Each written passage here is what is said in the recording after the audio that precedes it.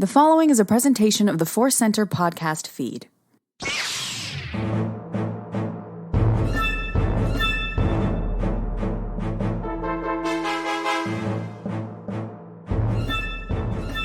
From the center of the galaxy, this is a ForceCenter podcast feed. I'm Ken Napzok. I'm Joseph Scrimshaw. And I'm Jennifer Landa. Hey, I'm still celebrating hearing that voice. Ah, thank you. Me too. So great to be back. And as we had been saying on programming throughout the week, thank you so much, all of you ForceCenter friends listening, just being so happy, thrilled, and vocal about your excitement to have Jennifer back here doing the news with us. And this creates an opportunity where we're going to get to catch up and relive the teaser trailer for the Obi-Wan Kenobi series as Jen gets to slide in the spotlight and share her feelings. Jen, are you excited for just that chance here? Oh, I'm so excited. Can't wait to dive in. We got a lot of news coming your way. We are going to talk it's kind of all things Kenobi, and that wasn't the plan, but we had a little bit of a recording schedule switch that we're working with, which I actually kind of enjoy. I feel like this is 2016 again, friends, because it's like we used to record kind of all weird times, evening times after day jobs were completed, and I feel like this is a classic ForceCenter episode, you know? Yeah. I mean, we almost always record relatively early in the morning now, and we are recording in the evening, and I have another returning guest to the podcast with me. I have a little bit of whiskey with me. Oh, man. Welcome. Long time no hear.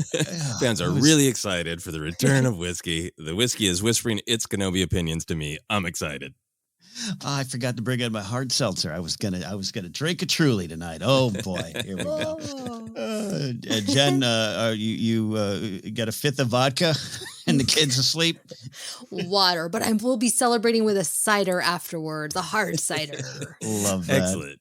Love that. Well, we want to remind you today's podcast is brought to you by Audible. Get a free audiobook download and a 30-day free trial at audibletrial.com/ForceCenter. Over 180,000 titles to choose from for your iPhone, Android, Kindle, or MP3 player, or your Kindle or your Kindle, whichever one you have. You have it here. A little bit later, we have our ForceCenter recommends an audiobook we think you should try out on us. And as always, Joseph, that's not all.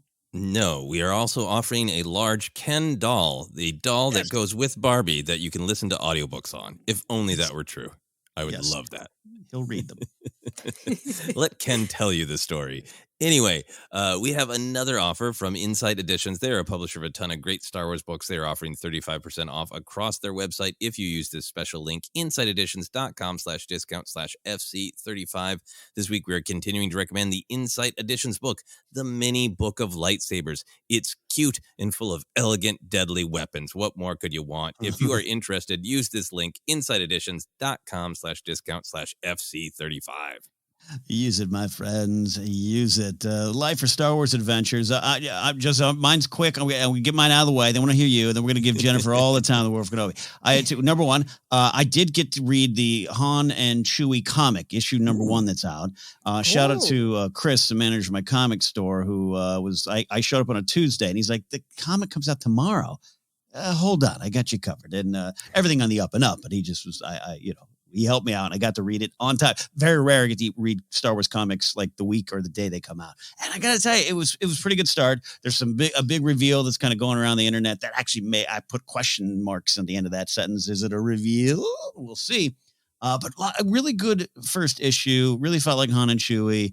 And I got to say, a round of applause for those behind the comic. I enjoyed it. Oh. That's great. That's great. And I think it's really great that we have all learned caution about comic book reveals, given the great Han Solo's married controversy those many years ago. Yes, Santa Solo, not so much. But a great character introduced. And so there's that. And the other final thing is, I got to share with you both and our listeners, I almost was toppled like an ATSD on Endor or an AT-AT on Hoth by a Chihuahua. And I was laughing, and Gracie had a good laugh. We were going for our Sunday morning walk with our 15-year-old Chihuahua Baxter, who is mostly blind now, but he still gets around. And we had one of those leash moments where he suddenly kind of freaked out, wrapped around my ankles in such a manner. And then as I tried to stop and grab him, he only tightened his grip, and I would have fallen if Grace hadn't been there to catch me. Oh my God. And we're laughing, and she's like, he took you down like an Ewok. Like, yes. Or Wes Jensen and Wedge until he's on Hoth. Yes, It was hilarious. So Star Wars finds its way into your life, even when it's a moment of danger with your dog. Watch out for 2 logs at the same level of your head that Baxter will release when panicked. Yes. There you go. So that's my Star Wars adventures, Joseph. Those are great. I will keep mine short. One I'll just be cryptic about. I'm not even going to explain it. I read, for fun reasons, just for personal fun, Old Man in the Sea, and it made me think of Book of Boba Fett. There was a nice relationship between the two.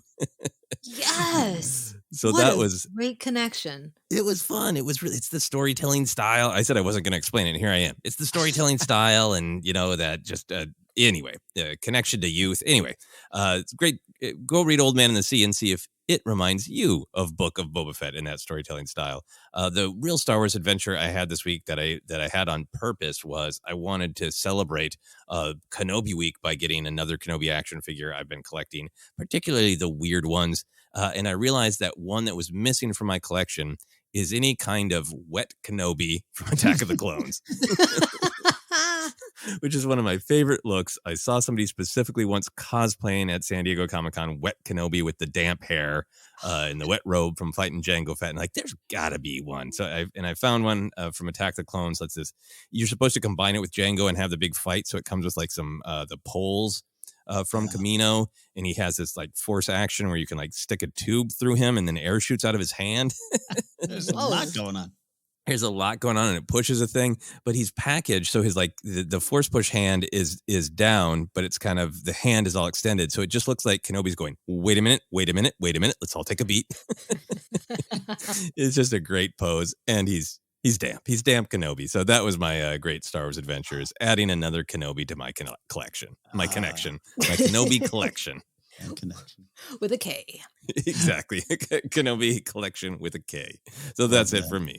That's a great one. Jen, Star Wars Adventures, Life Adventures, and then we'll get to your Kenobi trailer adventure.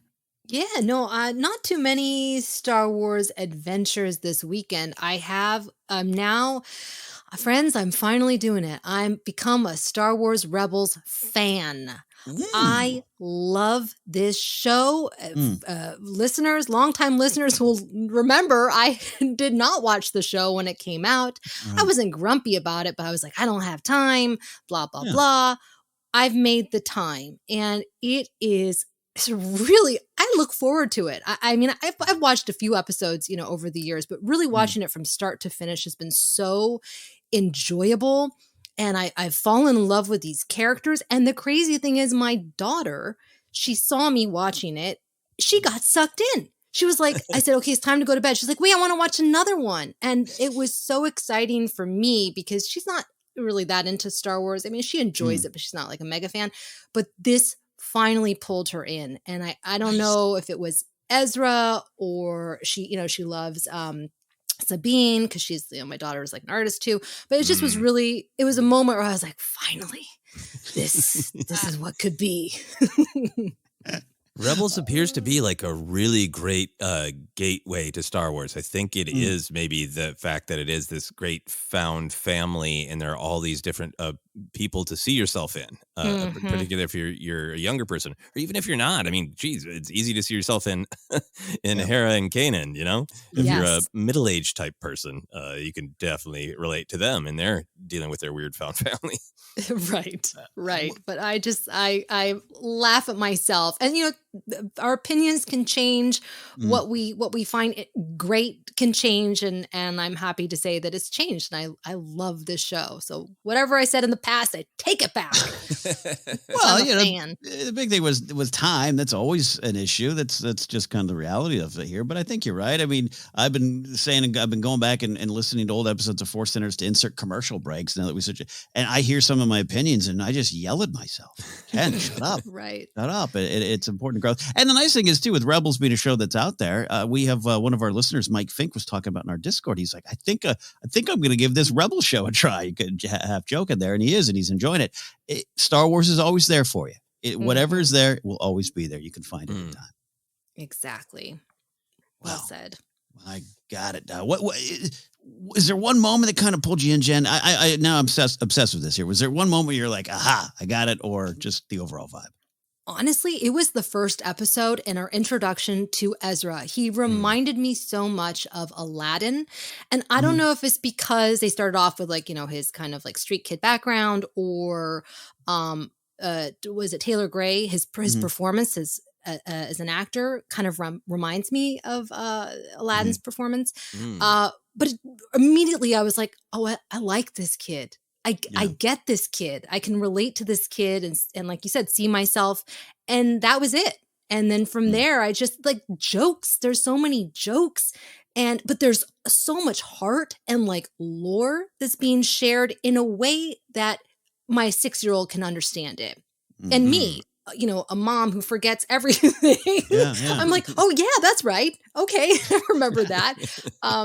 And it's just really interesting now to like watch all these things and see how they all come together. I mean, it's beautiful. It's really beautiful. And seeing what Dave Filoni is, you know, taking, and it's just so exciting. Love that. Yeah, I can't wait to rewatch it. I'm very excited to dive back in. Yeah, same. Love that there. Well, that's some great stuff there from you, Jen, but you're not done here. Last week, Wednesday, Joseph and I were about to record, was a Clone Wars report and some Star Wars ranking. We were going to rank some things. And suddenly we were both like, oh, we woke up and there's some EW pictures. Let's talk about, now there's a trailer. Oh, this becomes Kenobi Day. And now, Jen, it's your turn to walk us through that day, the moment, the reveal, your thoughts, maybe questions, concerns, joy. Take us through Jen Landa and the Kenobi adventure. I was shocked, as we all were, right? I was like, oh, cool, some photos, whatever.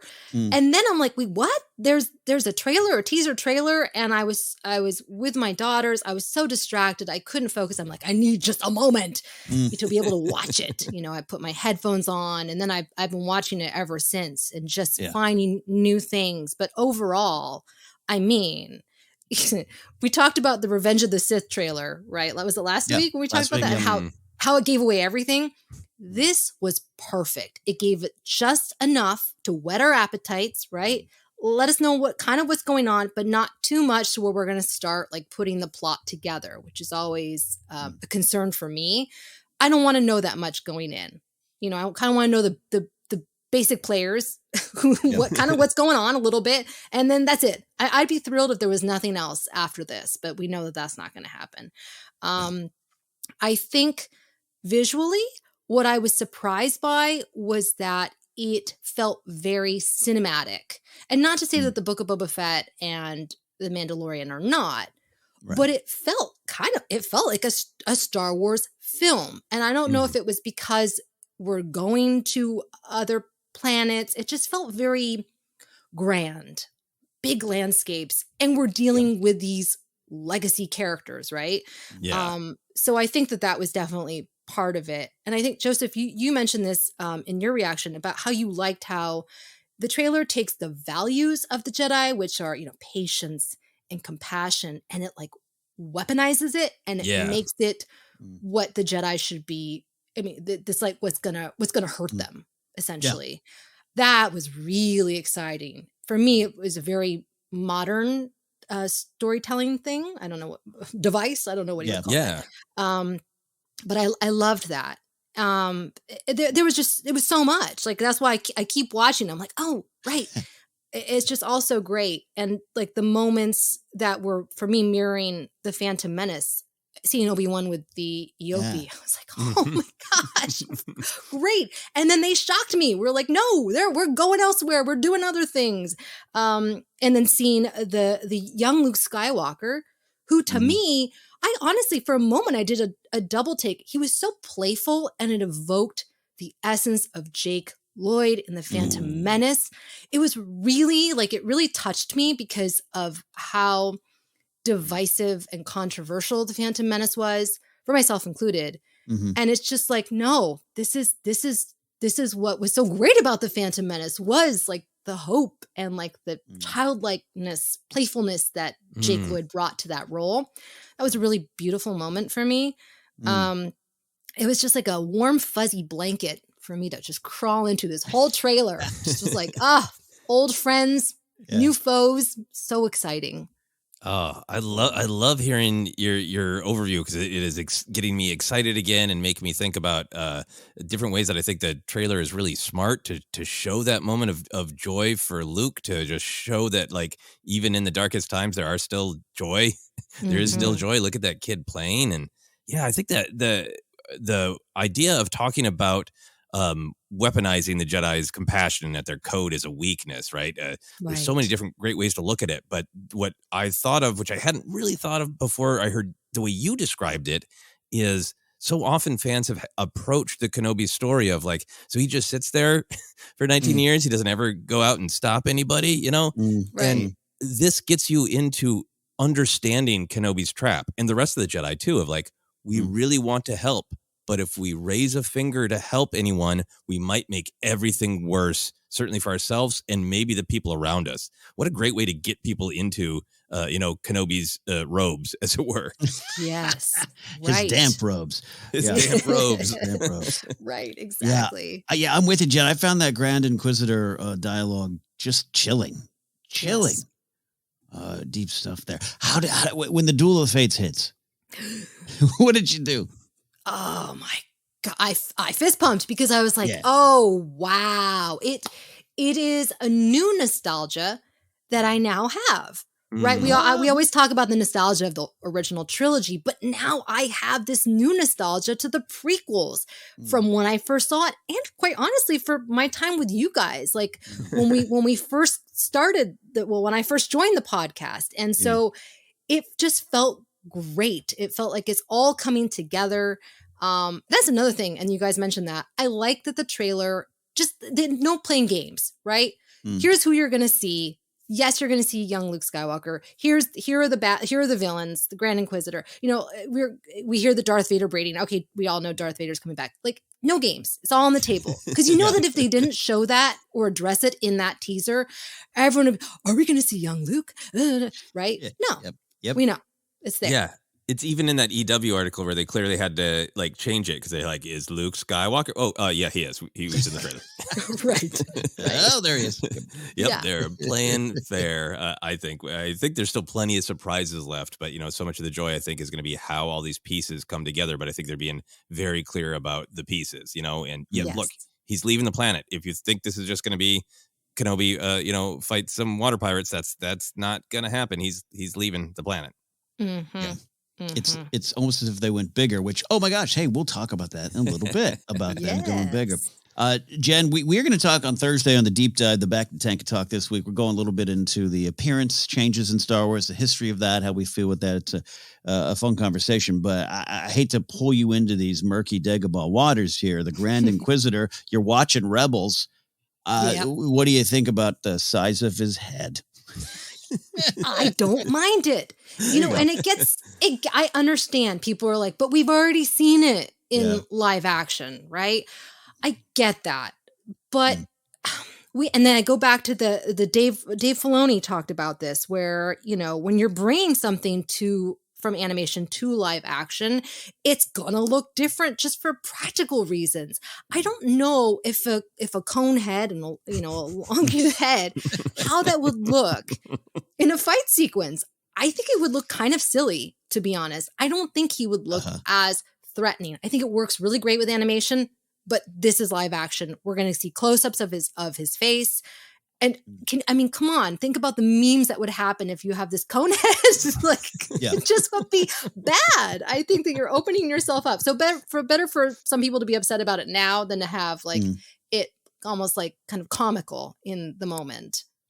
Yeah. That's a good point. That's actually a good point. Now I'm picturing Dan Aykroyd as the Grand Inquisitor. That's what I'm saying, right? He goes home to his wife, Jane Curtin. It's great. It's great. Great. Not a conehead. I'm a Powan from the planet Utapau. Go ahead, they Jen. look kind of, I don't want to say they look silly, right? But it kind of worked with the Utapau scene because they're supposed to be very regal. I don't know. I just think it's a different thing when you're going to have them be so intimidating and menacing. It is. Yeah. I think Joseph and I, we don't want to step on the things we're going to say and reveal Thursday. It's a great cover. We had a lot of fun because our recording schedule, we keep at you. It's fun. It's a little bit different schedule for us, but we kind of give the official ForceCenter, Joseph and Ken ForceCenter stance on the head. But overall, we really agree with you on it here, Jen. And I think sometimes it's it. I just was reading for research for the upcoming Star Wars Ranked. We're going to go into the Art of Mando 2 book and man, there's some fascinating stuff on just all that goes into every design. No decision is small. Doesn't mean every decision is well received or correct. I mean, it corrects. I don't know, maybe not the right way to look at it, but this was not just like, look, Rupert's here and he's got it. That's all right. Put him on screen. Right. Yeah. And I saw that discussion. People were like, it's sloppy. And I thought, oh, no. Nothing with Star Wars is ever sloppy. Everything is, so meticulous. Meetings after meetings. You know that they had so many meetings and mock-ups and even, I'm sure, like screen tests with the actor in the Conehead. There had to have been. I bet there's a minimum of 7 heads. Yes, at right? different heights, like trying on a dress or a suit for a big event. Like which one? Like I'm sure you could do a fun like rom-com montage of Rupert Friend going this head, this head, this head. This one, exactly. And never to take away anyone's dislike of something, whether it be bright colored scooters or whatnot. This to me reminds me, some of the stuff you're saying, Jen, reminds me of my hardline stance on Akbar, where I still get upset if people think he should have been Holdo for no other reason than it would have sounded horrible. Every scene he would have been in would have been undercut by blah, blah, blah, blah. I forget the rest of it. Just that alone, you got to think some of that stuff through. And but we love and respect the passions without a doubt. And I love going back to your conversation about Rebels. I love that there's a passion for a character only introduced to us in 2014. That's pretty cool. That's pretty cool. Exactly. All right, that's great. Jen, thumbs up from Jen. Any other favorite moment? I'll leave you, let you close it up there, Jen. Any other big moment you loved? Oh, there's just so many. I'm really excited about the new planet Dayu, the one that's inspired by Hong Kong. Oh, it just looks so cool. I love Star Wars cities. It's just big cities. So it's going to be really visually really cool to see. Absolutely. Something different. But something familiar too, like you said. Coruscant, Hosnian Prime, any other place. Exactly. There you go. Well, we're not done talking about Kenobi. Let's get to some Star Wars news here, friends. Here is the order. We're actually going to reveal the order. We're going to talk about some Darth Vader. We're going to talk about the Entertainment Weekly. Then we're going to talk about the news that kind of came out today with the Hollywood Reporter. We're going to kind of talk about the news as it found its way to our souls, is the way we're going to address it here. We did get a first look at Darth Vader a day after all the big trailer and EW photos dropped. EW also said, oh, by the way, keep watching. We've got keep reading. We got a picture of Darth Vader, and look, it's Darth Vader, and look, it's pretty cool. He's standing kind of a silhouette that reminds me a little bit of Empire Strikes Back. Yet he's got that kind of meditation chamber, reminding me of some of the Rogue One stuff. So let's just go to our thoughts here, Joseph. You see that picture? We've been around the block a few years. Us ForceCenter folks. Vader's not new to us, but take me to the moment you saw Vader. Oh, I love that photo because it is just totally iconic. It's kind of classic Vader. It's really letting you know, like, the Vader the imposing, terrifying Vader is going to be in this show, but we're not revealing too much, from this one photo about, a surprise location he's in, I love that the poster is incredibly theatrical. It is terrifying, but it also kind of looks like he is about to put on a show, right? Yeah. This looks like Vader's stage show because he got those red lights. He got the kind of beam of light coming from the top like he's in a spotlight. His signature steam. Yes. As Vader walks in a room and just like things start to smoke a little bit. It's so great. It's so theatrical and still like scary. So I just love the image. It really invokes like a monster lurking in the shadows, and I think for me that's what's becoming so important about Vader. I hope we go on a journey with him, but I think it's important that he's in the show because he's he's the monster lurking in Kenobi's soul. He's the thing that represents everything Kenobi needs to address. Yeah, the shadow in the back of it. You're so right. Jen, what do you think about this Spinal Tap version of Vader? Big rock concert here. Now that you say it, I'm looking at that spotlight. I just want the microphone to come out. Oh, man. Hello, Cleveland. I'm the Sith Lord. I love it. When I first saw this, I actually kind of did a double take. I'm like, is this new? Is this from Rogue One? Did I miss something? Right. But I like that. Yeah, it's kind of a positive to the conversation, right? Like, I've seen that before. No, it's brand new. Oh, gosh, yeah. It's but it matches visually, and I like that. I like that they're keeping with the same tone. It's gonna be good. And I'm looking at those little red lights around him. They almost look like eyes. So creepy. Ooh, yeah. Love it. Yeah, like he's in a haunted forest and a werewolf is gazing back at him.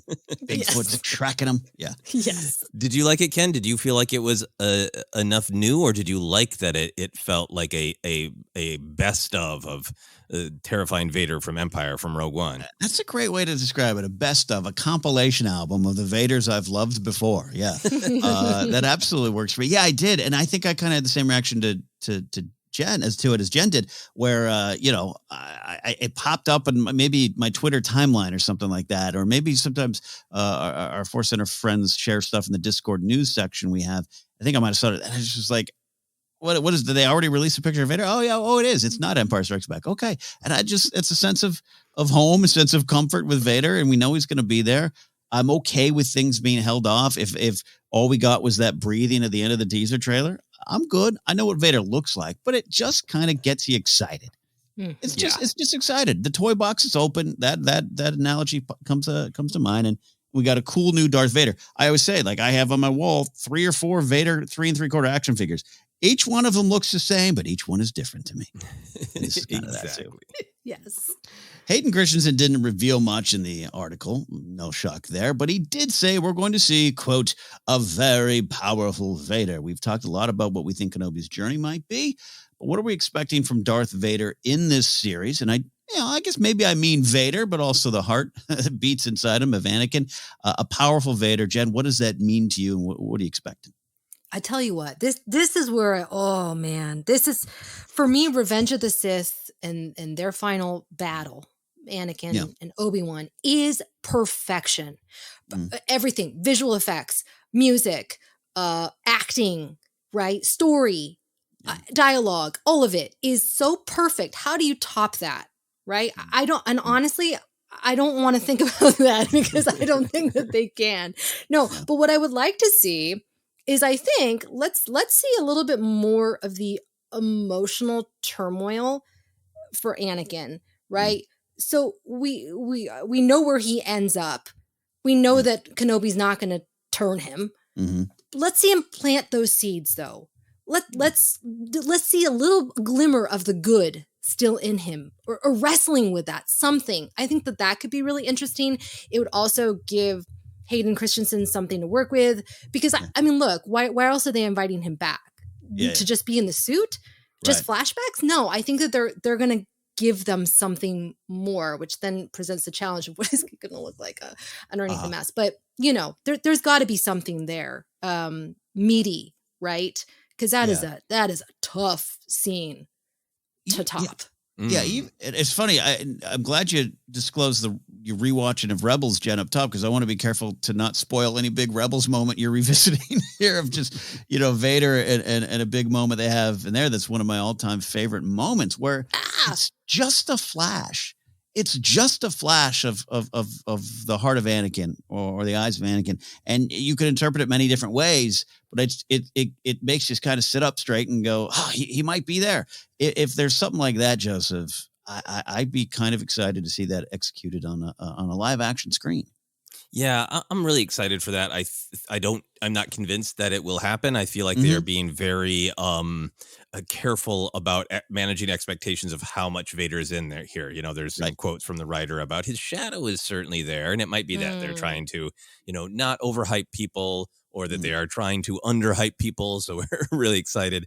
But in terms of like what I want and what makes sense to me is I think in Return of the Jedi, when Vader said Obi-Wan once thought as you do, there's to Luke about thinking there's good in him. There's that little bit of sadness there, right? That he knows that his old friend, his brother, his father figure tried to get through to him, and Vader successfully crushed any belief that he could.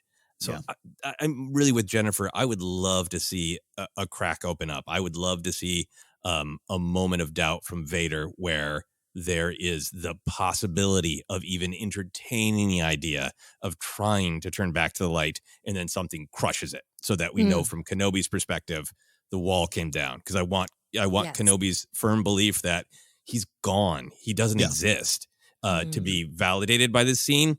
But I also really, really want for us as fans, and for Hayden as an actor, and for Anakin Vader as a character to have that moment of what if, right? Because I think Kenobi is along with some other characters, but Kenobi is such a challenge for Vader to face, right? Because in his heart of hearts, he knows that Kenobi might have failed him, but Kenobi loved him, Kenobi never broke, and Anakin did, and some deep part of him knows that. And then the part of him, the dark side part of him, it's so easy to blame Kenobi, right? Everything is his fault. And killing Kenobi is killing every kind of weakness he's ever experienced. His inability to defeat Kenobi the first time. Vader slaughtered lots of Jedi, but this is the Jedi closest to him. If he kills Kenobi, then nothing can stop him ever, emotionally. So I just feel like Kenobi represents a lot for Vader too. Yeah, absolutely. Yeah. This if I kill him, I don't have to deal with the truth ever again. Maybe I think there's almost like some Star Wars poetry where Kylo is just so incorrectly convinced by Snoke that the hardest kill will free you. If you kill your father, the most unkillable person to you, along with Leia, obviously, Leia even more so. But in Kylo's head, I want to be free of this pain. If I kill the person closest to me, then I can be free. I think Vader having that thought about Kenobi is really fascinating. Ooh, that's great. Jen, I want to ask you, I know we were discussing a little bit here, the legacy of Padme hangs over so much of Star Wars, but we don't get a lot of Padme, even not having a mention of her in Rise of Skywalker, something I know, Joseph, you've said was high on your list of things you would have liked, and I agree with that statement. Jen, I'm not saying I don't think we're going to get a Natalie Portman thing. We kind of answered a question about that last week. Love to have a surprise cameo, sure, but I just don't see it in a flashback or anything like that, or a flash forward to what might have been, something we talked about too. Padme, the mention of Padme, her still believing in good in him, Kenobi kind of using Padme as, I won't say a weapon, but hey man, what are you doing, Anakin? Don't you remember her and everything you guys had? What's your Padme thoughts here? Well, now I'm thinking maybe she might appear in a flashback, right? It makes sense. It wouldn't be out of place. It wouldn't be like, what? Yeah, it would be actually, it would be cool. Yeah. Right. It would be cool. But Guy, now that you mentioned that, it does kind of make it weird that she's not really mentioned very often. I do.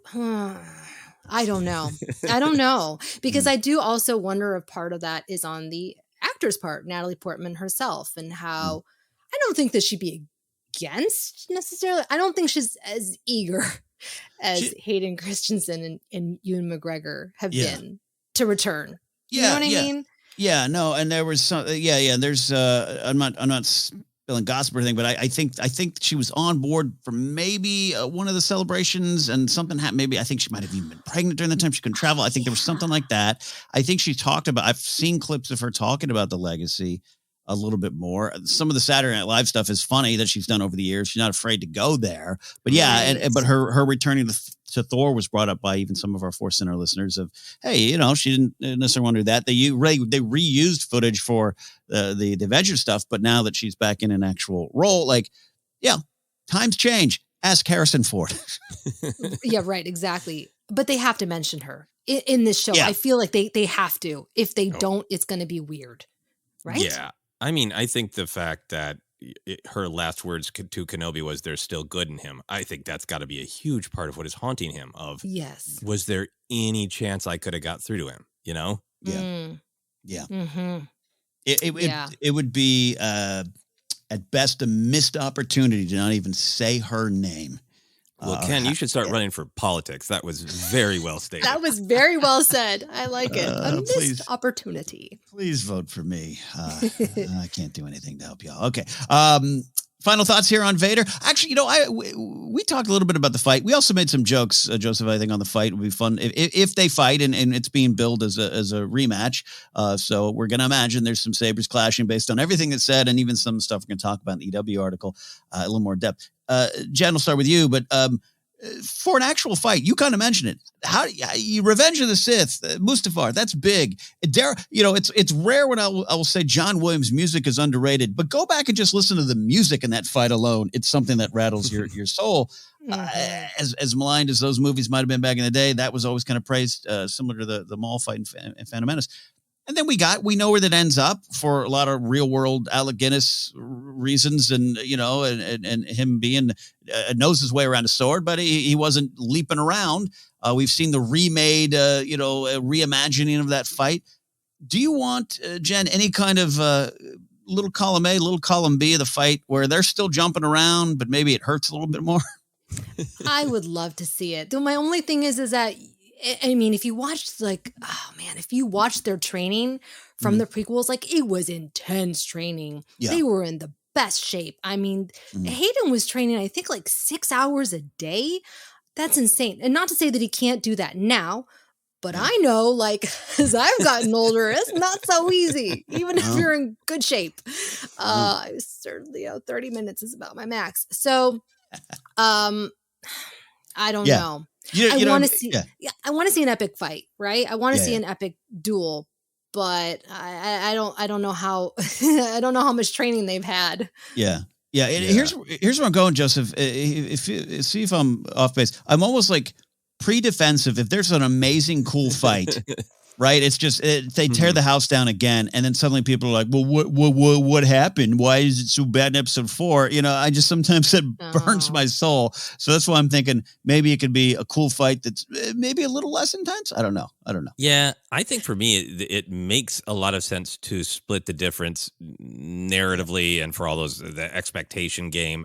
I like the New Hope fight. It feels like a chess match. It feels like they are testing each other out. And very quickly, Vader's like, wow, you got nothing. Your powers are weak, old man. And Kenobi is not trying to take it to him. He's trying to survive and distract him and figure out, where Luke is. He's testing him, right? Those little teasing things. It just I get all the real world reasons of the lightsabers barely worked. It was fencing, not acrobatic. It wasn't like we know this is what it's going to become and we can't do it. It was, I get all those real reasons. I guess the thing for me for this fight, I feel like there is a middle ground where there is still more speed, there is still more power, but it could still be a chess match with force moves, with throwing things, with you don't expect me to cut this ledge out from under you, with there's a series of fast parries, but then we really slow down and it's heavy blows. So I feel like there's just lots of ways to choreograph it where there's still power, but it's not about that speed. Revenge of the Sith is about, we have been doing nothing for the last 3 years, but fighting a war together, right? Yeah. It's so about speed. And I think this has to be a little bit about testing each other out, about power, seeing if it a little bit of the emotional rematch and the physical rematch is really happening at the same time. What's Kenobi's goal? Is he trying to stop him once and for all, or is he just trying to bait him? There's so many interesting ways to go with it for me. Yeah. Does Kenobi slip too close to anger because he's trying to correct something? Is he fighting with shame? Is Anakin or Vader trying to tap into more anger? And how much of it is about making sure he doesn't get to Luke at all and know anything about? There's a lot of those themes and stuff that can go into the emotional fight, as he said. Yeah. I'm very excited for it. I think it's going to be super big and cool, but not about speed. Yeah.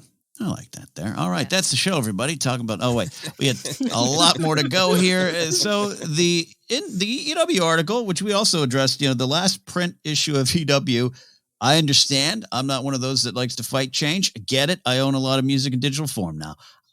This still kind of breaks my heart. EW is the one that I had, 300 magazines in the back of my car during my college days. I had a subscription to it. But I did read this article, and we read this article that came out here. and I love this cover story. I thought that was really good, a lot there. So let's dive in here. Joseph, Jennifer, I gathered this, have some questions. If I missed anything you want to get to, you know the drill here. Dive on in. We're going to start here with both actors, being Ewan McGregor and Hayden Christensen, the ones maybe talked about most in this, but other articles actors, including Moses Ingram, got covered a lot as well. But they both talked about feeling the sting of the prequel wars, as we kind of refer to it here, referencing Joseph's great joke from back in his stand-up days. Well, still in his stand-up days, but back in that particular time. Ewan openly credits the wave of joy from the audience that the movies were made for, helping him decide to come back to the Star Wars universe. And I want to start there. We hear that a lot from the performers. Annnddd talked a lot about it, of George being right 20 years later. Should have listened to him. It went through hell, but he was right. Jen, the sting of the prequel wars, when you hear Ewan talk about that, where does that take your mind? I feel bad. I mean, I liked the films, but yeah, I had my gripes. And when I'm a young person, I just vocalized it. I mean, I wasn't like, well, actually, no, that's not true. I did make music videos about it. Okay. So, I've grown. And they're great. I've grown as a person. And now my frontal cortex has developed. So, yeah, I feel really bad because especially when you watch the making ofs of these and the behind the scenes featurettes, and you see all the work that went into these movies, so much heart. I have nothing but respect, even if some of the choices, maybe those stories or the characters, whatever, maybe it doesn't all resonate with me.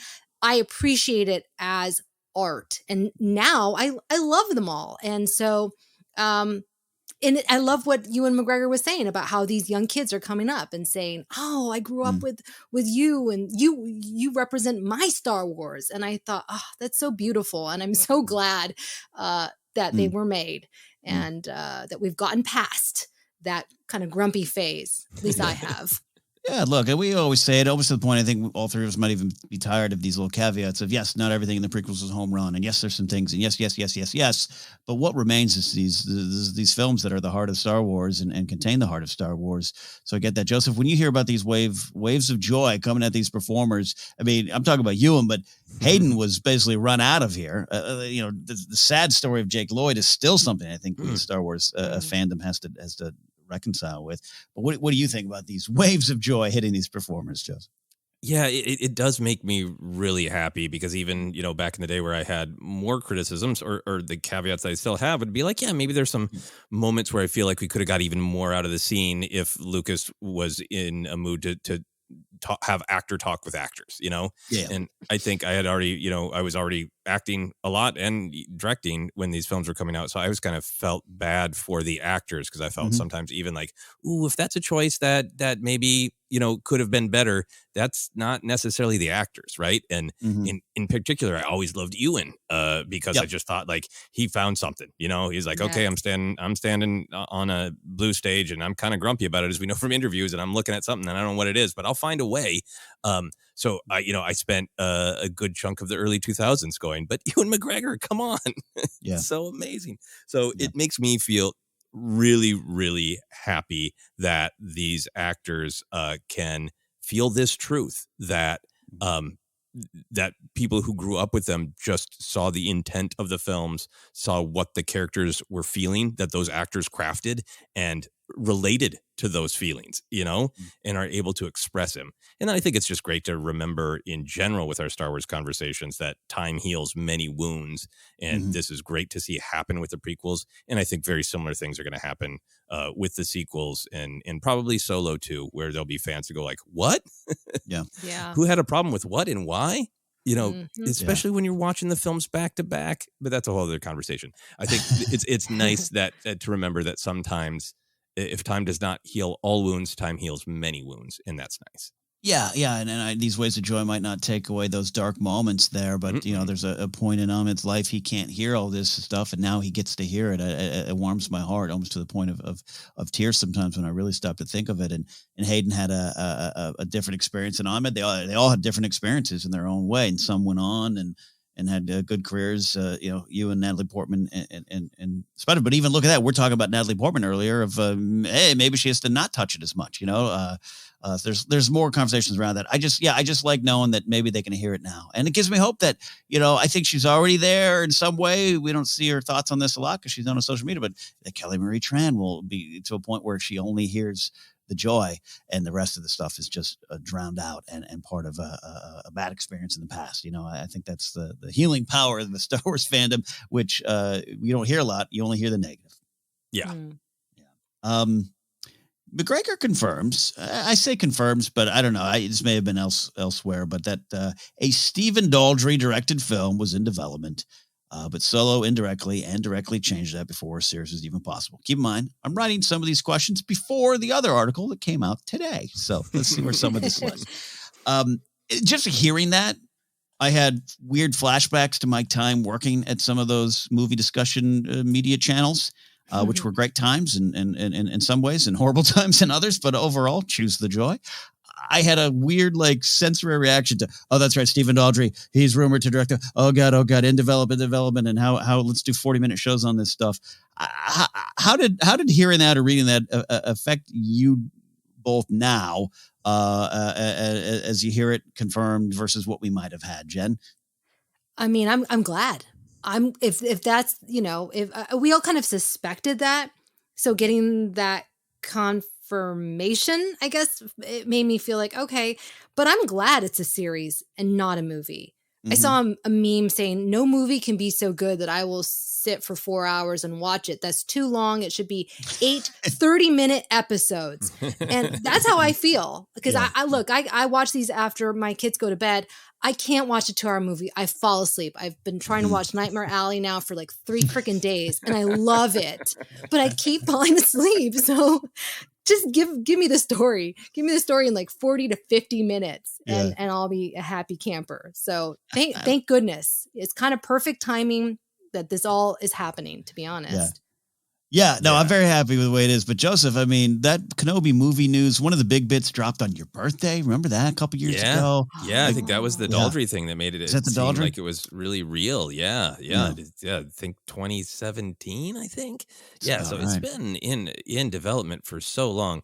I think there's that small part of me that was like, do you want to see Obi-Wan Kenobi on the big screen? Do you want to see Obi-Wan face Vader on the big screen? And Jen, I think you're so right. This trailer really feels like it's playing fair of this isn't a little side story. This is Obi-Wan staring at Luke Skywalker, possibly being chased by Vader. It's huge. It's epic. So there's that small part of me is like, oh, cool. That would be cool on the big screen. But honestly, I am much happier for a similar shaped story in 6 individual episodes, because I think structurally it's going to remain very similar with a first act, a second act, and a third act, each act basically being 2 episodes. And that story construction then gives you so much elbow room to tell one big grand story, but room for character depth, room for quiet moments with Obi-Wan processing his pain that would probably need to be cut from a film. And I think one of the big things that there might be more room for other characters having arcs. So fascinated, as we talked about a bunch on the our trailer breakdown, about this new Inquisitor, Reva or Reva, truly being a character in her own right and having an arc. And certainly you could have that in a movie, but in a show like this, there's even more room for a character like that to expand. So ultimately, I'm happy that it's a television show. Yeah, look, there were so many tantalizing things and rumors and gossip coming out about what that movie might have been and could have been and what villain was in the movie. Hey, we'll put a pin in that conversation, right? I look at it right now, as we sit a couple months away from the show. You apply for a job, you don't get it, you're heartbroken, and then the job you really need shows up, or the life change that you really need shows up. This is where I'm at. I wanted that to be a movie. I was so looking forward. I was so certain it was going to happen. And it all collapsed, and now we got this gift in front of us. Hopefully, we got 6 episodes to see if it works. Of course, I get that, but just that teaser trailer alone made me go, "Yeah, this is where I'm happy. I'm happy where we're at." I should say, Jen. Absolutely. I mean, and I love that they can just take more risks and explore the characters, like you're saying, Joseph. And there's just less pressure if it's not a total home run, which I know it's going to be. but it takes the pressure off. So when there's a movie, there's just so much more pressure. They have to make a certain amount of money, blah, blah, blah, blah. Show a little bit more freedom. Yeah. And I like Kathleen Kennedy's direct quote about that. And we realize there's an opportunity to experiment in that space without the level of scrutiny that happens when you release a feature. And to me, that she is well aware there is scrutiny from fans about the quality, and there is a financial stake, right? They want to get more subscribers for Disney Plus. But I think to me, it speaks to, we can take more creative risks. We can maybe be even more connective to the Star Wars world because there's more room to in between episodes to Google who's that guy with the head, you know? So I just think I like to hear that they're so aware of the opportunity. Yeah. And that a path that opened up in front of them that wasn't originally in the plans. The article addresses the switch in writers and the production shutdown in January 2020. But again, after the break, we'll talk a little bit more detail about this. But I want to go to this article, with Kathleen Kennedy was in this article talking about the difficulty of writing a hopeful story during a bleak period of time in the Star Wars saga. And that is not in the Hollywood Reporter discussion. At least it's not mentioned directly. So I want to talk about that. We know the power of hope in Star Wars. But Joseph, I'll start with you, man. This is Kenobi. This is a dark time. This is a long, dark tea time of the soul here for him. But hope has to exist. What do you think about Kathleen saying this was good enough reason to shut it down?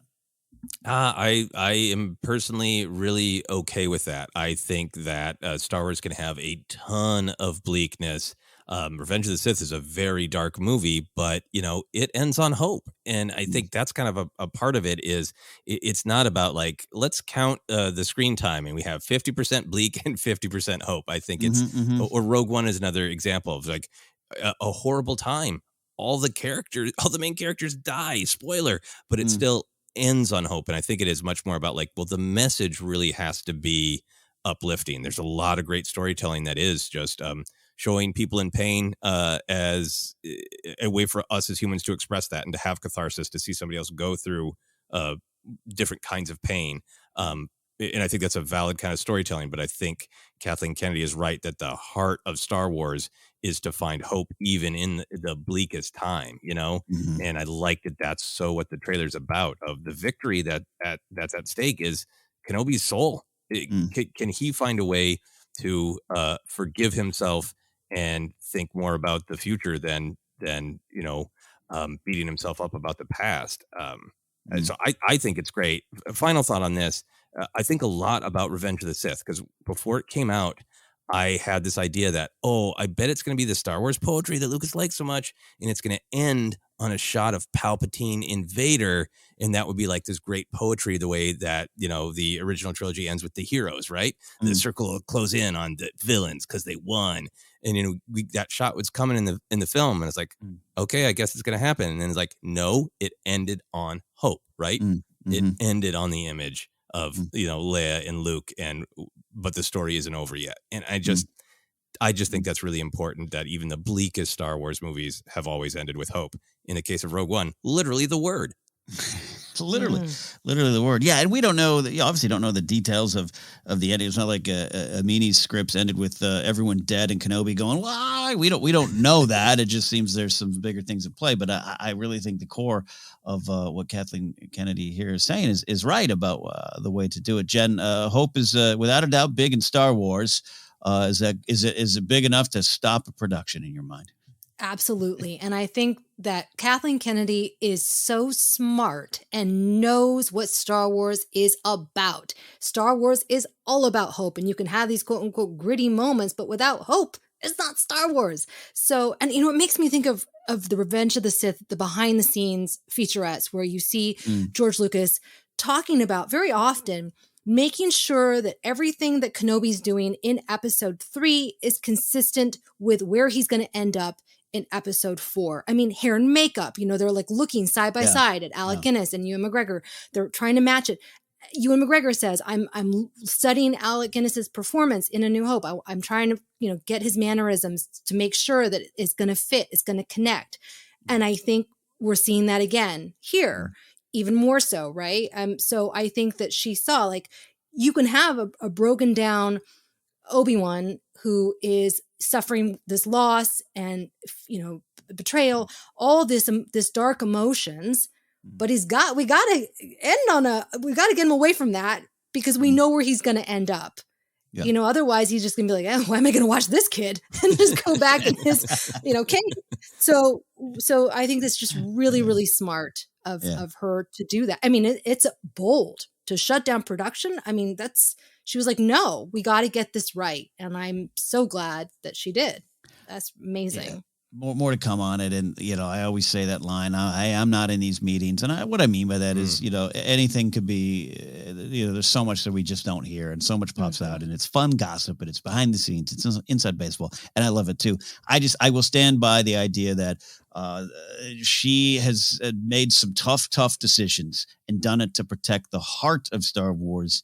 And that's a hill I'm prepared to die on with her. Other debates and box office returns and this and that and we can have those discussions. But at the end of the day, I do think that's what she's proven to have done time and time again. So, I agree with that. Yeah. Yes. Writer Joby Harold talked about the series also being about the Empire in ascendancy. The Empire is a distant, powerful villain in Solo, something we kind of like here. We get to see the actual oppression of the Empire and where that where and who it affects in the galaxy. What do we expect about the series and the Empire? And what they're going to do with it? They're all over the trailer. We've seen stormtroopers. We know the Inquisitors are coming. We go to Fortress Inquisitorius. They're without a doubt there. Joseph, you know what I mean? Like, are we seeing the inner workings? Is it still at a distance?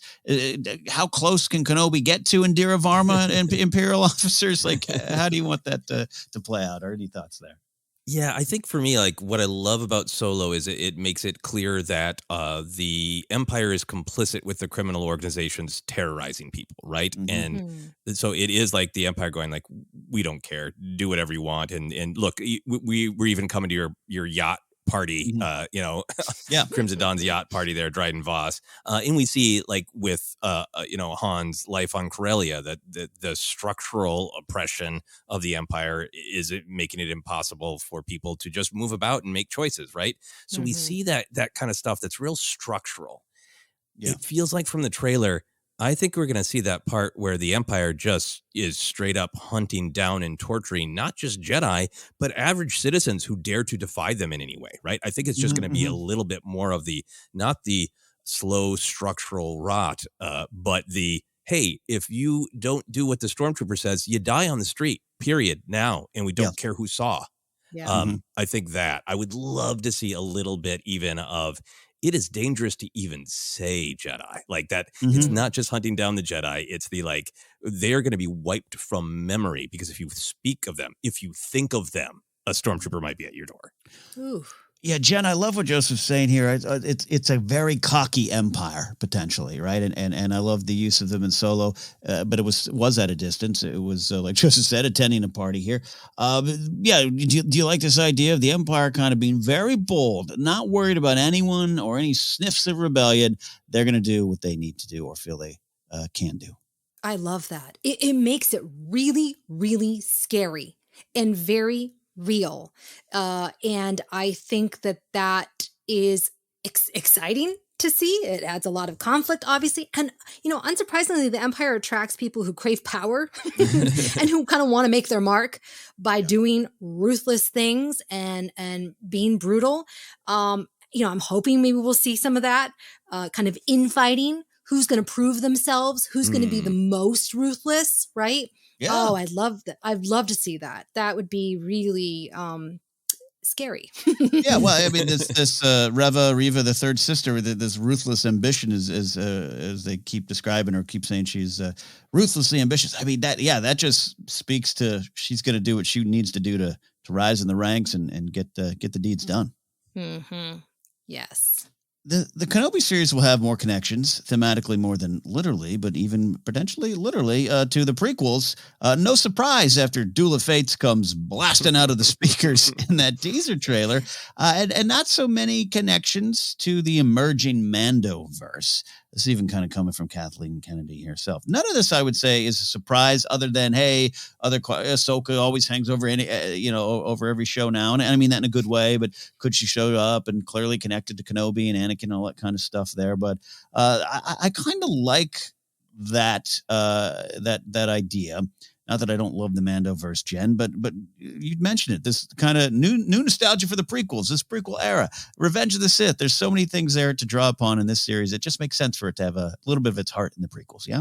Yeah, and I think that what I like is that the Mandoverse is kind of proving itself to be its own thing, with Dave Filoni and Jon Favreau. They're kind of off in their own little corner. And that's what's so great about Disney Plus is that we can do that. Right? We can have all these separate stories going on in different parts of the galaxy, different timelines.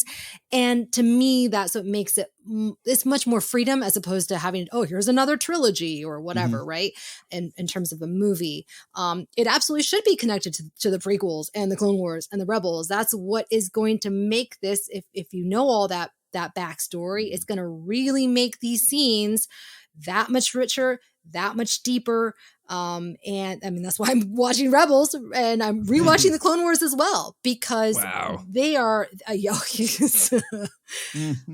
to do my dissertation, but you really can start to see, when you start to really dive into all that, you see just how thoughtful they are with which characters are pulling from that, which storylines are making its way to live action. There is absolutely a plan. They are being very thoughtful. And it just makes me really excited about this new future of Star Wars, the Disney Plus future. Yeah. Well, and Bob Iger's glad he's still glad he has your subscription. The other Bob as well. Joseph, a kick to you here. But one of my things, we always talk about food here at ForceCenter. We talk about the salad bar, the buffet of Star Wars.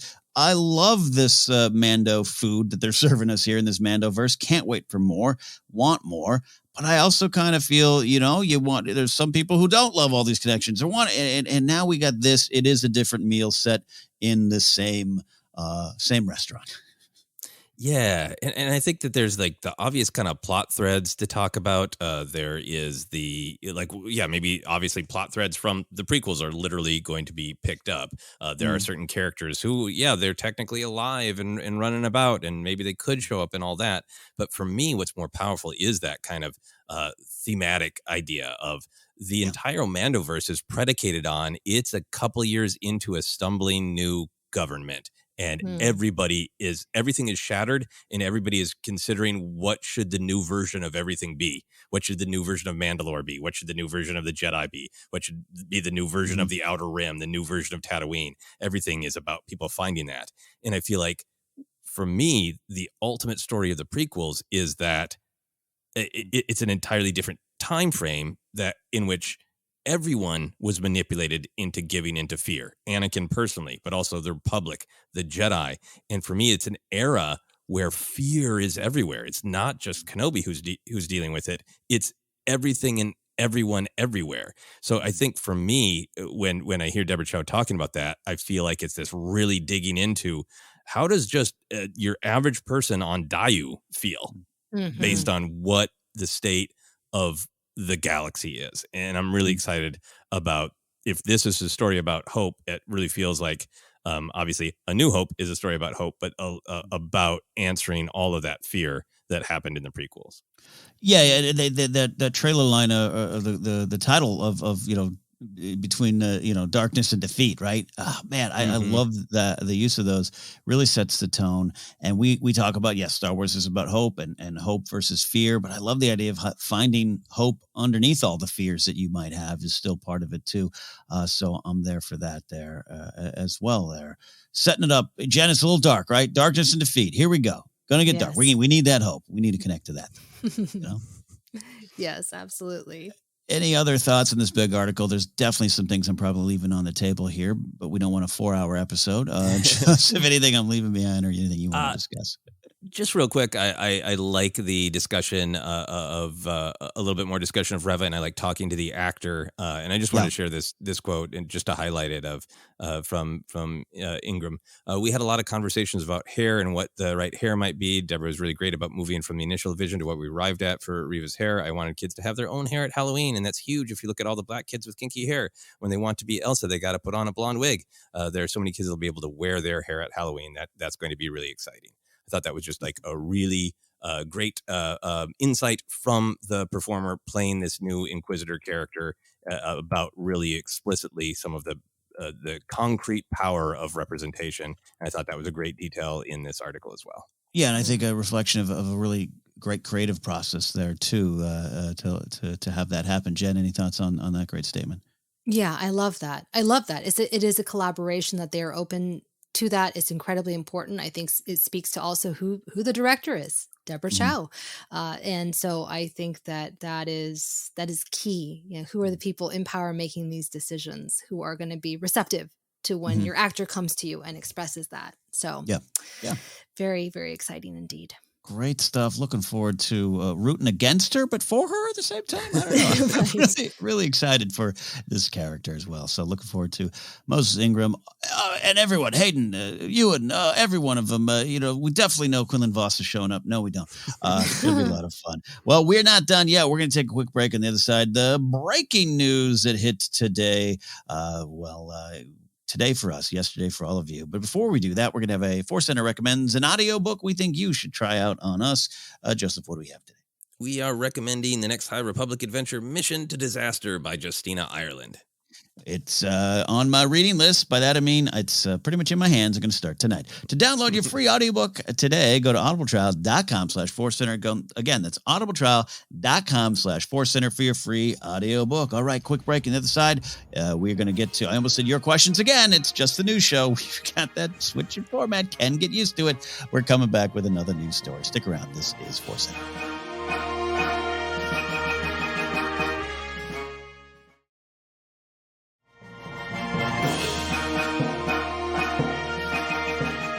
Welcome back to ForceCenter. This is our news show, breaking news from a galaxy far, far away. And this was kind of breaking news. We joked up top, a little switch in our recording schedule today, which was, again, one of those things. The Force led us into the direction we needed to go because now we get to talk about this story the same week that it kind of hit the public here.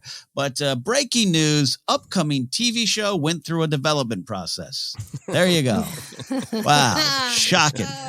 Thanks, Padload, Hollywood Reporter. All right, Hollywood Reporter. I'm trying not to be too cynical, but they broke the news today. I use that phrase. I don't even know that's accurate, but they put out a story today. Aaron Couch and Boris Kitt, who are professional film journalists, to be clear. I want to, who do a lot of great work. This is not anything against them. They had this story. They put it out, and this story was that the upcoming Obi-Wan Kenobi show that we've been talking about went through some development changes. Again, we're all on the floor. Let's pick ourselves up. Let's dive on in. First of all, I want to do this is for me. This might be for me, and I don't even have a hard seltzer coursing through my veins. Let's do a podcast crew tone check here. How do we feel about this story being news, particularly in 2022? Mentioned the Daldry stuff, flashbacks to the news coverage of old. This is years and years of this. Is this news? It's an interesting article. I'll start here. It's an interesting article that I love a lot of the things in it. But is this news, Jennifer?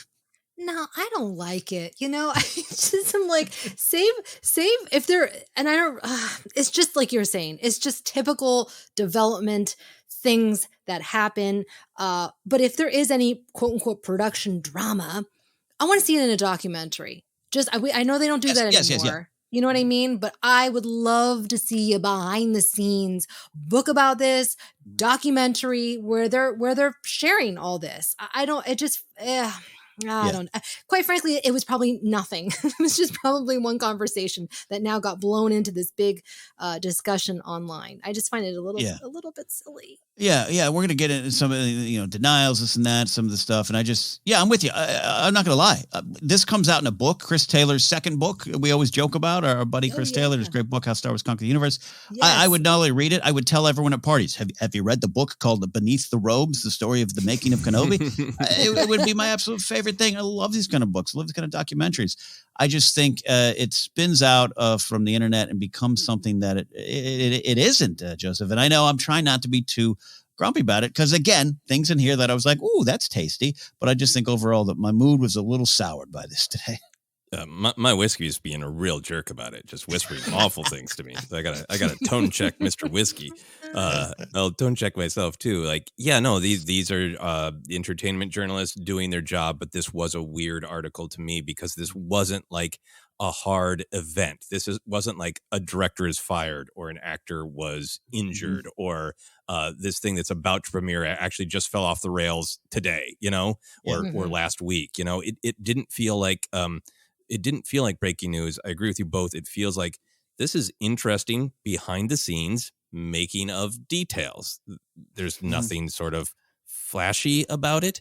I also felt like it was interesting because the article really led with Maul, but it was kind of about different things, and so many kind of different sources were cited that I was even unclear reading the article of like were the same sources weighing in on the same elements of the story. So I just kind of felt like there was a lot going on, and some of it was like, for me, we'll talk about the details, but some of it for me was like, I can see how maybe somebody construed that, but I'm not sure if that's true. And other parts like, well, I see that is likely. And I walked away from the whole thing wondering, is one of the sources Maul? Is Maul real? Is Darth Maul real? It's not even Ray Park. Reporter. Yeah, it's not Ray Park. It's Maul himself. Maul. I'm not saying that about Ray Park. I'm saying that about Maul himself. See it. Yeah. Oh, sorry, Jen. Did I cut you off? No. No. I could see it. I could see that. I was hoping to. Yeah, he's got that great line in Clone Wars. As I was hoping for Kenobi. He called up and it's like, I was hoping to be in Kenobi. Yeah. It's like, did Whitworth do one of his in-character tweets he sometimes does, and that became a quote? Yeah. No. For me too. There's some of this where some of my grumpiness lies, and again, there's things I want to talk about: Favreau, Filoni, Chow going to them, Kathleen Kennedy. There's some fascinating things.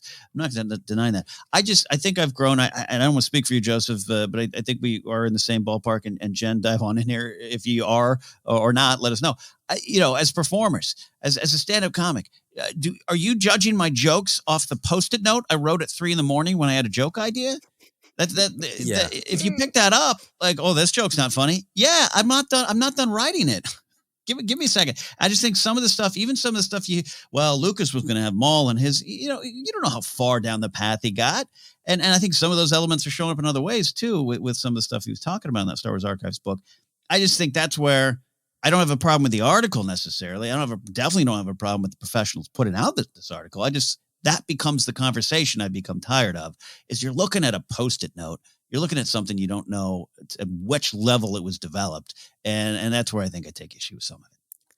I think for me too, I think we're living in a world where, there was kind of this window for a while where a lot of internet discussion assumed that any reshoot that happened meant the film or television show was a tragedy, a train wreck, right? And a lot of creators have had to come out and say again and again, reshoots always happen. That's part of the process. And I also just think there's this human psychology. If you got the thing that exists, you're always going to be a little attracted to the mystery behind door number 2.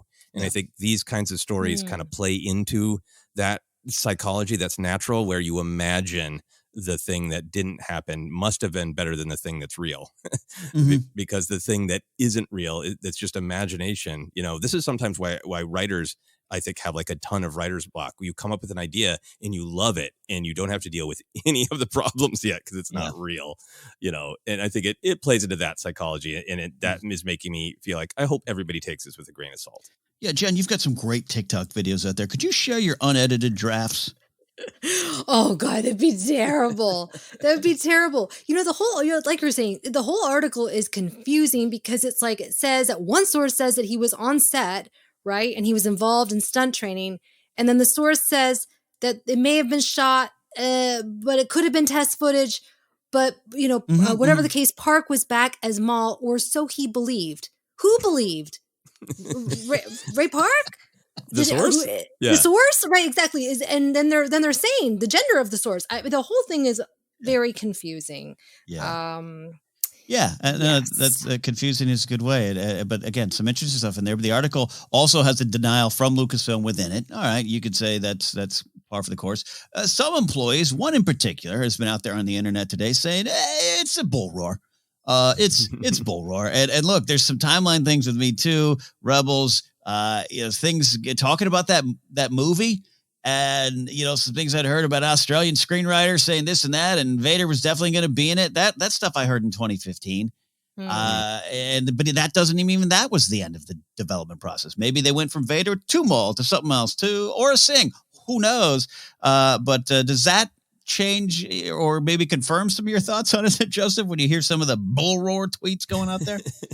Yeah, I mean, I think, when there is, sources closer to it who are causing some doubt on it. And for me, again, it's not.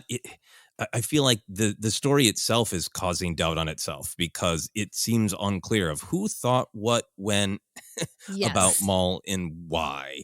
So it feels like a lot of it could be a lot of sources. Like there's a nibble of something, and then a lot of sources had a little bit of information, and it adds up to a weird picture. I've told you before, Ken. I can't remember, Jennifer, if I ever told you I think beginning of 2020, I had a meeting with my manager at a patio of a coffee shop, and no names, but someone involved with Lucasfilm was loudly discussing things that were happening.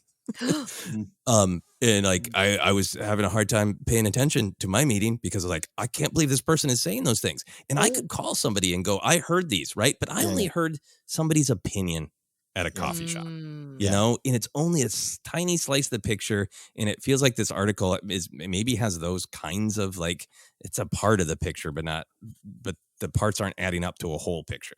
Yeah. Yeah. No, look, I'm trying to, I don't even have whiskey in front of me. I'm trying to pull back there. But let's talk about the ideas. Let's say it is all true. Let's say Ray Park was standing on the set down there. Actually, they shot most of it up in Pacoima up here off the 5 freeway. He's standing up there in Pacoima going, where is everybody? I thought it was Maul. I came dressed as Maul today. All right. I don't even know. They can make it. We always say how they execute the ideas. Give me any idea, Joseph. I don't even think that works for me. It's an incomplete idea for sure, but it just doesn't line up with Kenobi in this time period. Yeah, I mean, I think the possibility of Maul being involved, I still think, maybe he is. Maybe there's a flashback, right, or a memory or a nightmare that Kenobi is having. Maybe even it's a live action recreation of an animated moment. I would not be at all surprised for Ray Park to have filmed some Maul stuff for this. Sorry, that's also a good point too. Yeah, maybe he films a flashback of the Satine death or something. You know what I mean? I agree with that. Yeah, I think so. I think there's a lot of possibility. He filmed something, and maybe even that got cut. But I do personally doubt that he was ever the antagonist. It's been pointed out that the Twin Sons episode of Rebels that deals with Maul and Kenobi confronting each other that story would have been ironed out in 2015. So to have a script on the table in 2020 that really, really fights with that episode, I just don't feel like it would have gotten that far into development. Right. Yeah, that's a good tweet that came out from the Bull Roar guy. Sorry. Jen, I want to give you a chance to your comments, your thoughts on Maul, and can't wait till you get to the Twin Sons episode if you haven't already seen it. I know, and I saw it way back when. Okay, good.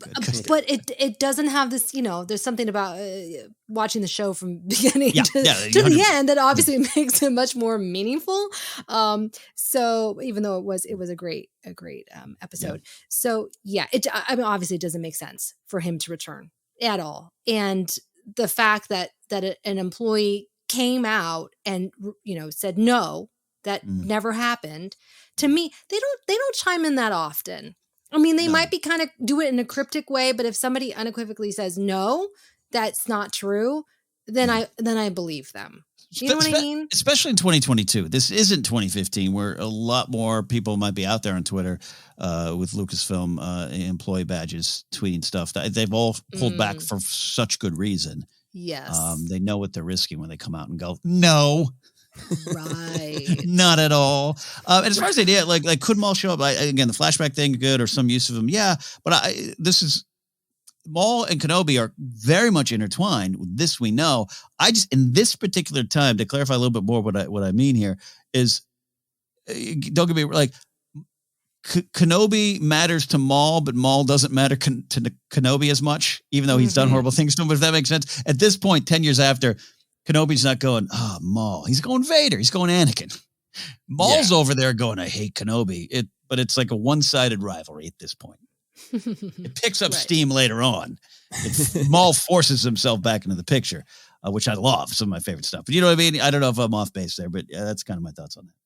I think that's a great way to look at it as well, just storytelling wise. Even if the Twin Sons episode didn't exist, that for me, we're going to talk more about Vader being in this, but Vader matters because he is obviously a character, but he's also a symbol of what Kenobi needs to get past. And Maul is just this, Kenobi is just like, what? I have another archenemy. I got Maul. I got Grievous. I collect people who hate my guts specifically. I'm used to that. Right. It's Vader that represents all of his failures. Yeah.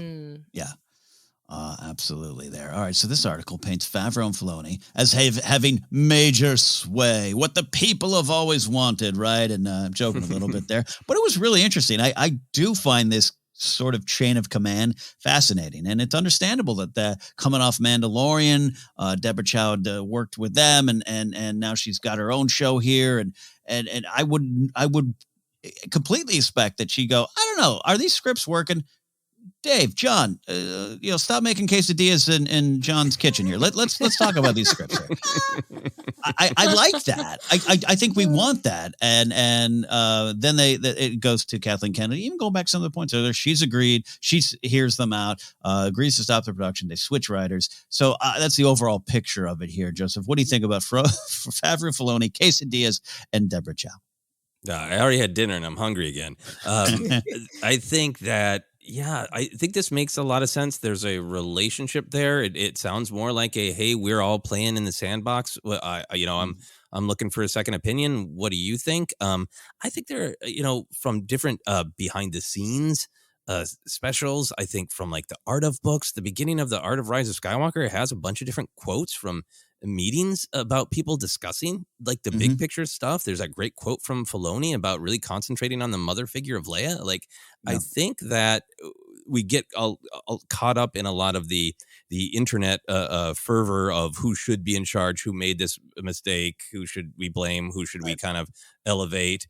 And I think the answer that I see is that there is a little bit of a, hey, let's discuss this. And like, obviously each project is somebody's, but let's discuss this. And this doesn't feel that like revelatory and shocking to me. It feels totally like natural, and what a lot of people might do if they were in Deborah Chow's shoes of say, what do you think?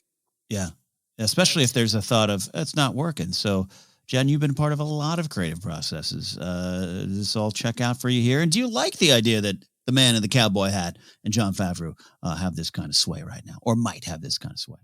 I love it. It reminds me of J.J. Abrams when he showed Ava DuVernay a cut of The Force Awakens. He's like, this scene is not working with Rey, and she shared her thoughts, and that changed that moment with Rey. What was it?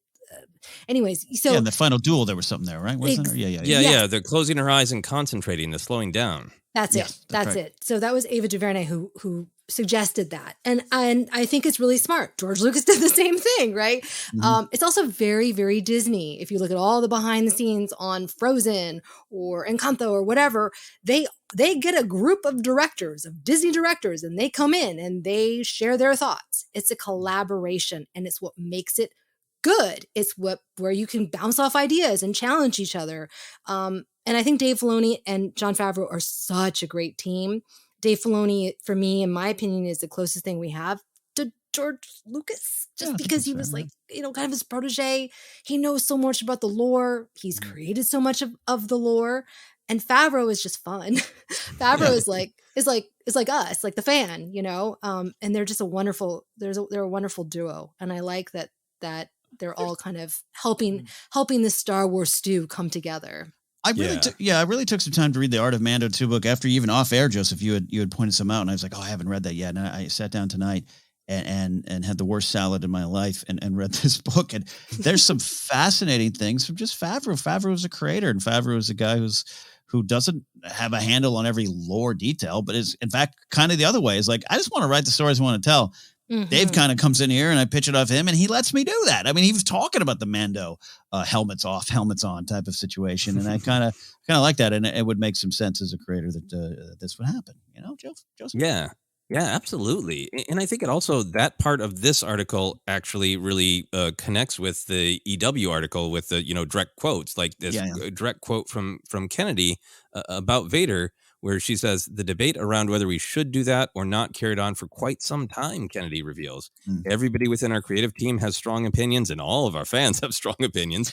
So when you realize that you're under that level of scrutiny, certainly a story point like that is going to be scrutinized at a very high level. We talked about it constantly. So on one hand, in the Hollywood Reporter article, it's kind of being said like, can you believe they talked about this?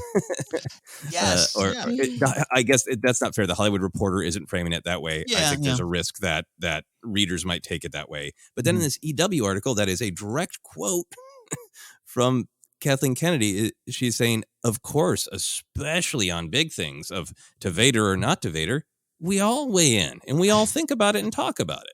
Right. It even goes to the design thing we were talking about earlier. The size of your villain's cranium is not just going to be, I'll throw it up there and we'll see what happens there. Particularly with a little Darth Vader character there. Yeah.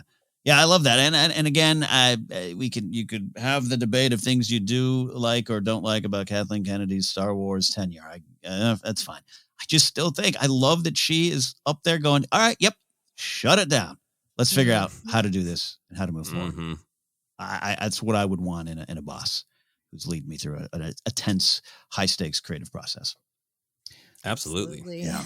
Final thing here, coming out of those conversations, Deborah Chow, and essentially you could say Joby Harold, were reportedly encouraged, specifically I think she said by Favreau and Filoni, but I'm sure Kathleen and a lot of people in the office were saying it, to go bigger. That, hey, we like your story. All right, even if Ray Park's sitting on the set, don't worry about Ray. We'll get him a car home. He'll be fine. Go bigger. I love that. It's keeping in line with George Lucas. This thing, Joseph, you've talked about recently of why not is the spirit of creativity that goes around a lot of Star Wars things, whether we initially as fans agree with those answers to that question of why not. And Favreau's got that too. Filoni's got that. Deborah Chow's got an extensive resume. She knows how to put together shows and direct episodes and direct the hell out of scenes. She's going to ask this question, but I like that they empowered her and the creative team to go bigger. But what does go bigger mean to us, Jennifer? For me, it like what the trailer reads, right? It just looks like a movie to me. It looks going bigger. We're not just stuck on Tatooine, which is honestly kind of what I always thought the movie was going to be, which is why I was never really that. I was like, all right, it sounds cool. Yeah, I like Ewan McGregor, but now it's like, oh, this is going to be. It's going to be epic, right? It's not just like in slang terms, but it is going to be epic. And I think it means visually. I think it means tonally. I think it means obviously bringing Darth Vader. It's all these things. And I'm so glad that they told her, no, think big, whatever you can dream up, go for it. Yeah, it doesn't have to be Kenobi at the campfire, though we love those Kenobi campfire moments. And I hope we get a lot of them. Joseph, going big, man. What does it mean to you in this story?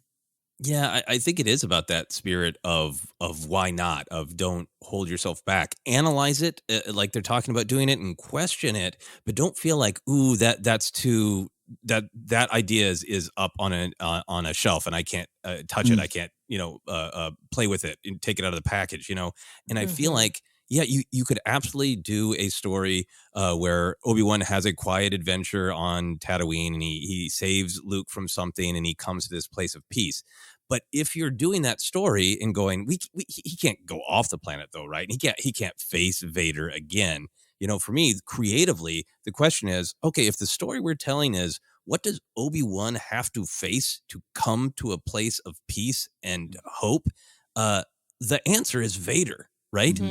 Just like kind of the answer is who would answer the call of Grogu at this time? Well, Luke Skywalker would. So let's not be afraid of that.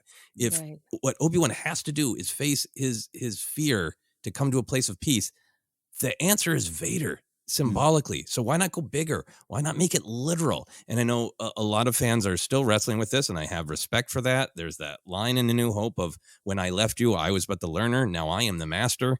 For me, I think that line can really be interpreted as Vader saying, when I left the Jedi Order to become a Sith. So for me, it works. But also, even if it was that one line kind of holding you back, let's get back to the spirit of George Lucas. Does anyone really think George Lucas wouldn't have gone bigger? George Lucas, who said, Padme died before Leia was born. I don't care about that line. George Lucas, who said, I cut Darth Maul in half, and then gave interviews and told people I did it to make sure you know he was dead. I changed my mind. Bring him back. I don't care how. You know what? Screw it. Anakin Skywalker built 3PO out of old droid parts. I don't care. This is the story I want to tell. This is following the spirit of George Lucas, in my opinion. If it feels right for the story, take the figures out of the package and play with them. Yeah. And it goes to some of the early criticisms I heard from friends offline, off air, in person, text messages, whatever, of just like, why would they go back to the well with Kenobi? Why are we just going to sit around with this guy in the desert? And I even then had the spirit of why not myself, of like, why would you think it would just stop there? And if it does, they find a way to make that work. But why? There's no need to stop that there. No need to explore this character and these characters during this time.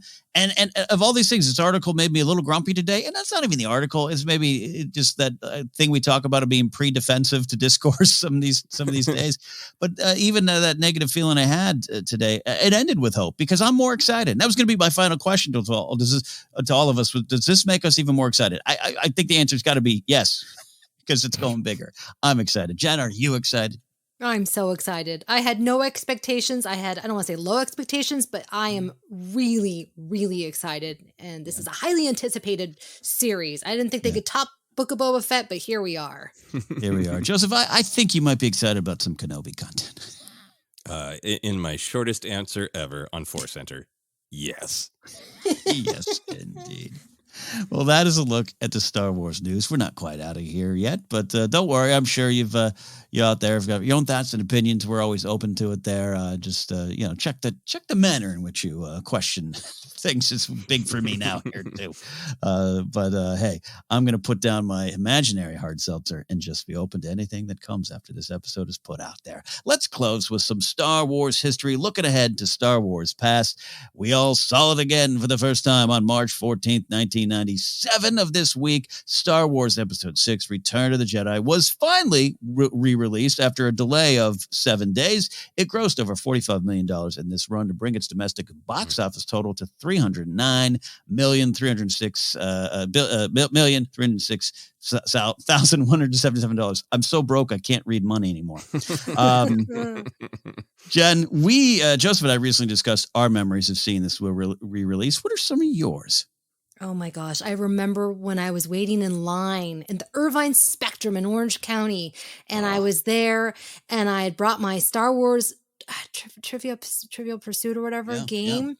Yeah. We were playing it. It was the first time where I really felt like I was around my people. And I was just it was like a whole new world had been opened up to me. Like, wow, there's people that are obsessed with Star Wars like me, and there's so many of us, and it gave me hope. I was like, I'm stuck in Orange County now, but maybe I can go beyond to Los Angeles.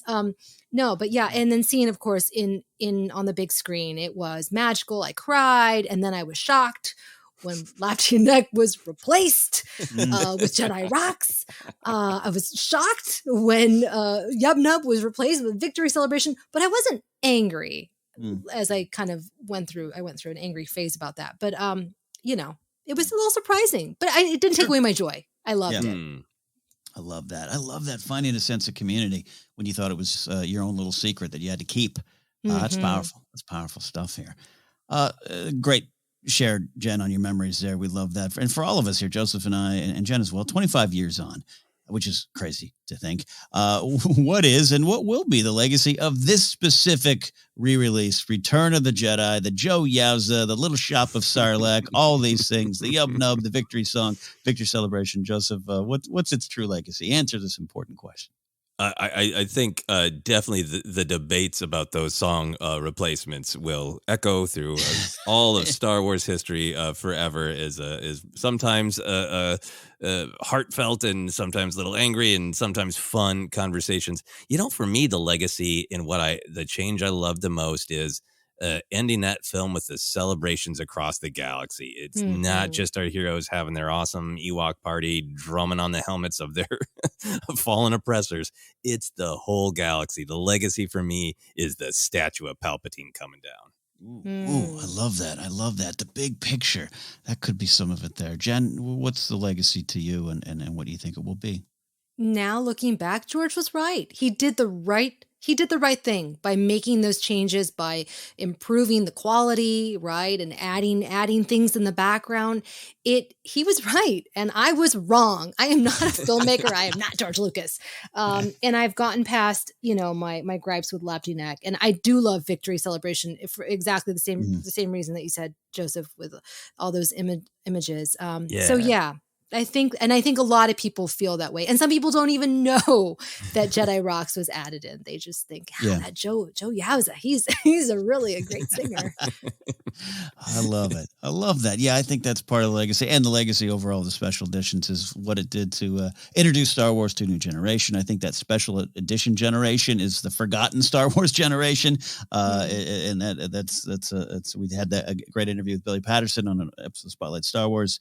That's the first time he fell in love with it. And then what you're saying too, Jen. And yeah, overall, I think to your point, Joseph, part of the legacy of Return of the Jedi is just going, this story is plugged into something even bigger than itself, a galaxy that needed this victory. And I think that added to the story. So I'll take that. Yeah.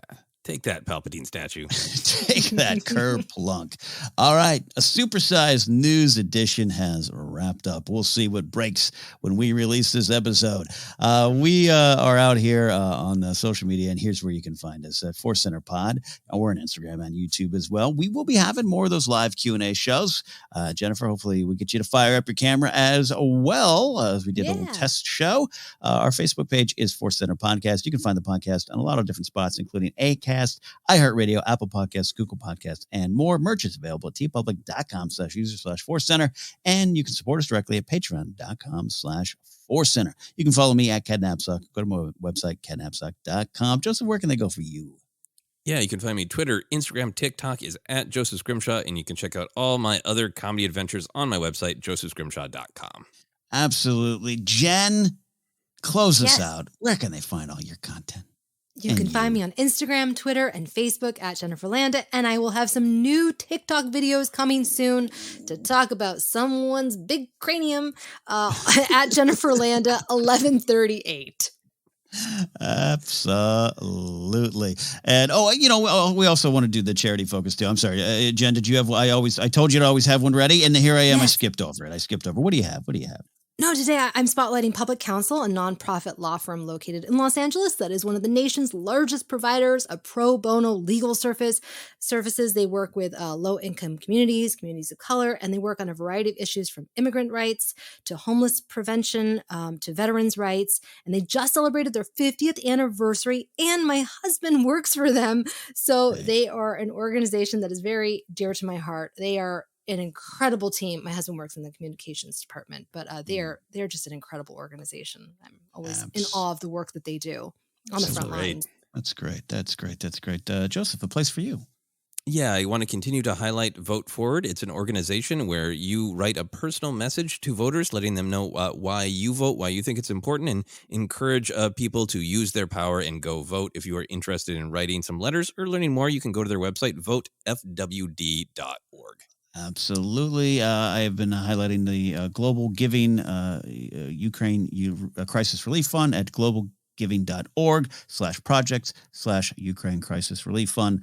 Obviously, just a lot of horrible things going on over there. And my Ukrainian heart, my grandmother from Kyiv, it's very close to me. And if you want to choose to support, that's the place to do it. Thank you all for letting us do that. Thank you all for listening. And that's it for now. We got to go. We got to go to bed. All right. See everybody. Bye.